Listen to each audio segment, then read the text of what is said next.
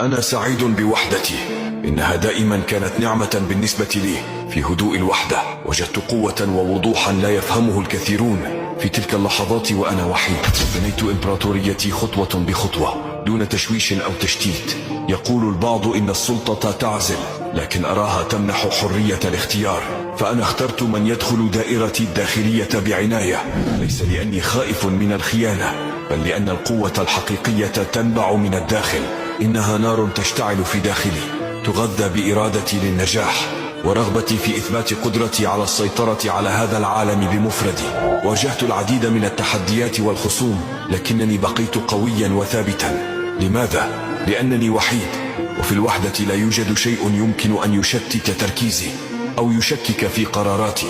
أنا فخور بوحدتي لأنها كانت مصدر قوتي وحريتي، ومن خلالها اكتشفت حقيقتي الحقيقية. هذا هو أنا.